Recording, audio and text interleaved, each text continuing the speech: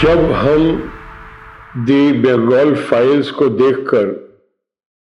Cinema hall से बाहर निकल रहे होते हैं, तब एक गहन मौन, एक साइलेंस व्याप्त होता है ऑडियंस के भीतर,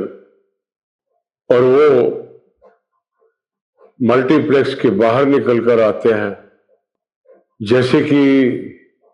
किसी ट्रांस में से बाहर निकलकर आए हो।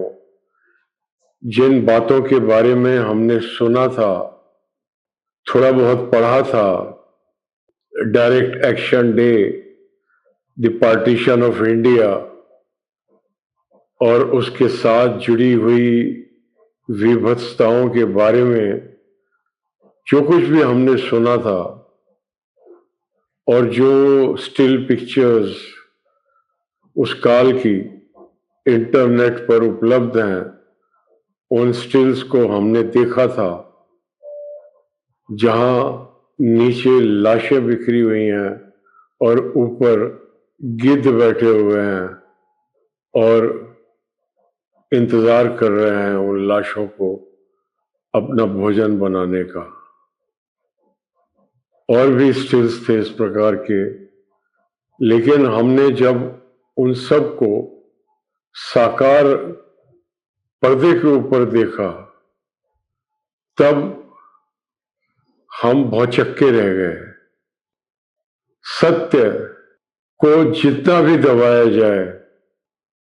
वो उतनी ही फोर्स के साथ लौट कर आता है। उसको जितना छुपाया जाए, जितने उसके ऊपर सेंसरशिप लगाए जाए, लेकिन सत्य अंततः प्रकट होकर रहता है। और इसीलिए हमारे संविधान का, हमारे राज्य का जो गाइडिंग प्रिंसिपल है वो है सत्यमेव जयते, जो हमारे शासन से लेकर हमारी न्यायपालिका तक हमको दिखाई देता है। तो ऐसे काल के अंदर जब हम अपनी आंखों के सामने देखते हैं कि मोहम्मद अली जिन्ना भी बहुत सिविलाइज्ड व्यक्ति हैं, मोहनदास करमचंद गांधी बापू वो भी बहुत सिविलाइज्ड व्यक्ति हैं, और दोनों सिविलाइज्ड व्यक्तियों के बीच एक वार्तालाप होती है, एक आर्ग्यूमेंट होती है, और बापू मौन व्रत पर होते हैं। और जिस तरीके से कहा गया है कि मौन सम्मति का लक्षण है, उसी प्रकार वो अपने मौन से भारत के उस विभाजन को अपनी सहमति प्रदान करते हैं, अपना अप्रूवल देते हैं, जिसके ग्लिम्प्स हम दी बंगाल फाइल्स में देखते हैं। भारत का मुसलमान तो कन्वर्ट, पहले तो सब हिंदू ही थे ना, हमारा डीएनए एक है। नो मिस्टर गांधी, हिंदू मुस्लिम एक नहीं है। आप वेदों को मानते हैं, हम कुरान को मानते हैं, आप लाखों भगवान को मानते हैं, हम सिर्फ अल्लाह को मानते हैं। जहां पर सड़कें खून से सनी हुई हैं, सड़कों में लहू ऐसे बह रहा है जैसे बरसात में सड़कों में पानी बहता है। तो ये परिस्थिति क्यों खड़ी होती है, और इस बात की क्या गारंटी है कि ये परिस्थिति दोबारा से खड़ी नहीं हो सकती या दोबारा खड़ी नहीं होगी? क्योंकि जब तक वो कारण मौजूद हैं, जिन कारणों की वजह से वो विभत्स घटनाएं घटी जो हम दी बंगाल फाइल्स में देखते हैं, और वर्तमान में भी उनके बीज पनपते हुए हम देखते हैं,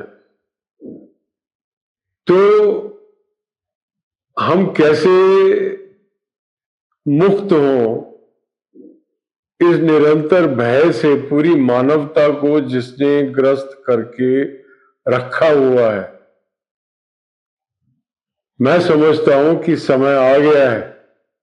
कि इस विषय पर गहन रूप से और पब्लिक प्लेटफॉर्म पे, नेशनल टेलीविजन पे, भारत और पाकिस्तान के कंबाइंड नेशनल टेलीविजन के ऊपर कि उनके अनुसार धर्म का क्या अर्थ है, क्या जो उनके धर्म को नहीं मानता वो जीने के योग्य नहीं है, क्या उसका विनाश, उसकी हत्या उन लोगों को स्वर्ग दिलाएगी, ये सारी बातें खुलकर सामने आ जानी चाहिए। हम सब इनका सामना करने से घबराते हैं, सहमे हुए हैं। यहां तक कि ये फिल्म जो इन क्रूर और अमानवीय घटनाओं को हमारी आंखों के सामने लाती है, हमारा इस अमानवीयता से साक्षात्कार कराती है, वो फिल्म भी जब अपने कंक्लूजन पर आने को होती है तो वो भी पॉलिटिकली करेक्ट होने के लिए वी दी पीपल के गार्ब में आ जाती है। जो अन्याय हुआ, जो क्रूर हत्याएं हुई, वो हमारी आंखों के सामने हुई, इसलिए नहीं हुई क्योंकि संघर्ष मानवीय प्रवृत्ति है, बल्कि इसलिए हुई कि इस सहज मानवीय प्रवृत्ति को धार्मिक आवरण दिया गया, इसको एक धार्मिक नैतिकता प्रदान की गई, एक लेजिटिमेसी दी गई, और ये लेजिटिमेसी कब तक रहेगी इसका सामना करना पड़ेगा हम लोगों को हेड ऑन, और समय आ गया है कि हम सामना करें। और इसीलिए ये जो मंच है हमारा आज तक का सिनेमाया, आज हम देख रहे हैं कि कैसे सिनेमा के माध्यम से ही हम ऐसे विषयों तक चले जाते हैं, क्योंकि सिनेमा की जो रीच है वो अनंत है, और ये जो संसार है माया स्वरूप, इसको समझने के लिए सिनेमा से ज्यादा उपयुक्त और कोई माध्यम भी नहीं है। लेकिन फिर भी सिनेमा की गरिमा को देखते हुए और उसकी जो सीमाएं हैं उनकी इज्जत करते हुए हम निर्णय करते हैं कि हम एक दूसरा मंच शुरू करेंगे जिसका नाम होगा माया जाल, और जिसके माध्यम से हम संसार की समस्त समस्याओं पर परिचर्चा और डिस्कशन करेंगे। तो प्रतीक्षा कीजिए माया जाल की। धन्यवाद।